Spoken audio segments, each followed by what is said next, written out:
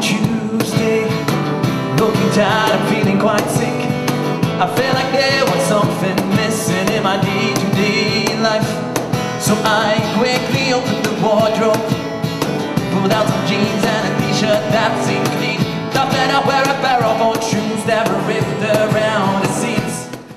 Tento večer je pre nás Prelivu mimoriadne vzácny, mimoriadne slávnostný, pretože raz ročne máme šancu sa v takýchto priestoroch honosných, ktorých sme dostali ako darček od mesta, stretnúť s vami, s členmi našich organizácií, ale aj s priaznivcami a sympatizantmi.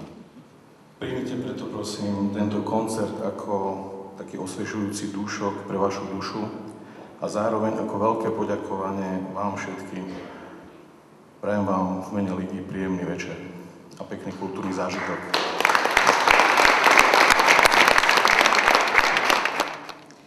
Po úvodných príhovoroch teraz nadišiel čas, aby sme odovzdali prvú cenu, ktorá má názov Cena Ligy za duševné zdravie Slovenskej republiky za prínos pre duševné zdravie združeniam alebo jednotlivcom. Tento rok získalo občianske združenie Šťastie si ty zo sídlom v Prievidzi. Takže poprosím zástupcov občianskeho združenia Šťastie si ty.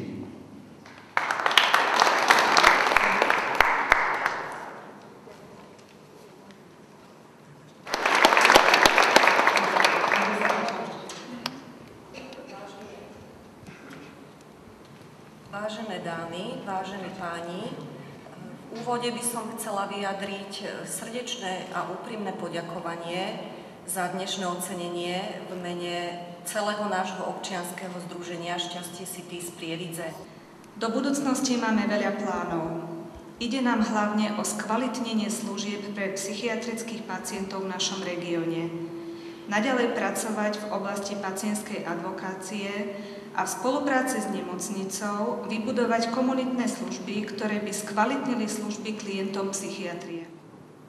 Správní rada Ligy za duševní zdraví Slovenskej republiky pro tento rok se rozhodla udělit ocenění veřejnoprávné instituci Rozhlasu a televízii Slovenska. Cenu preberie za Rozhlas a televíziu Slovenska redaktorka Janka Blejová, ktorá sa dlhé roky úspešne venuje okrem iného aj zdravotníckym témam. Na vlnách Slovenského rozhlasu blahoželáme.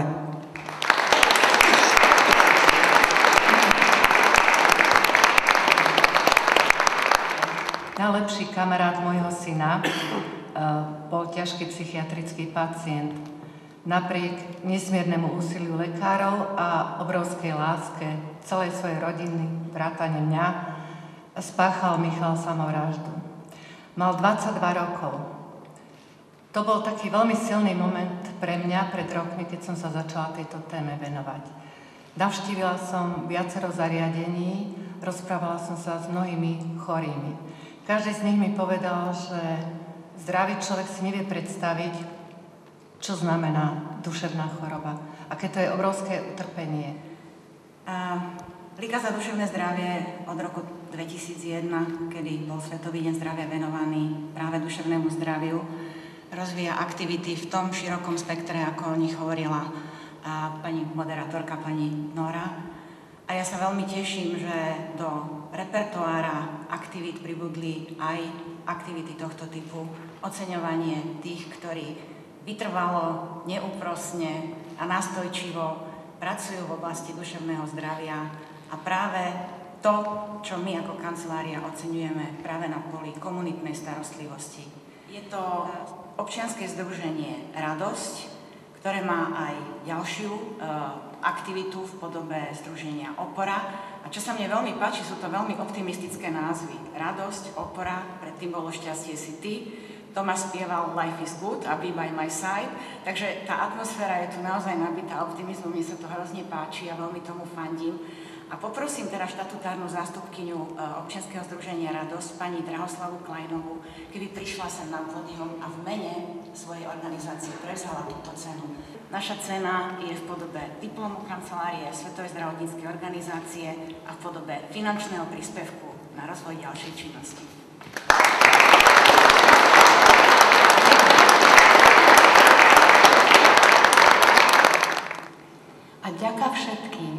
ktorí pracujú s dušou.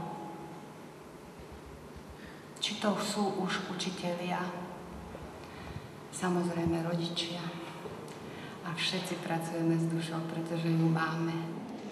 A v tejto chvíli by som poprosila pána Martina Gertnera zo spoločnosti Kaufland, aby prišiel ku mne na pódium a odovzdal ešte 2 ocenenia pre najlepšie školy v celoslovenskej zbierke Dni nezábudiek za rok 2011.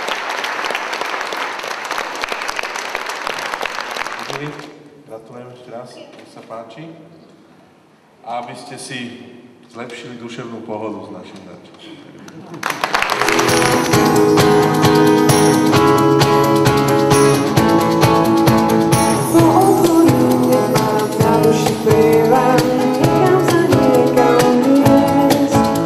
Tak pootvorím a strach s odvahou striedam, stačí za kúsok prejsť. Je to tak blízko a dá sa to cítiť, aspoň na chvíľu chcieť. Nechám dvere otvorené, nech srdce mi píska, neviem čo príde a čo z toho získam. Dvere otvorené a srdce sa zrýchli, ten najlepší náznak sa nikdy nemýli.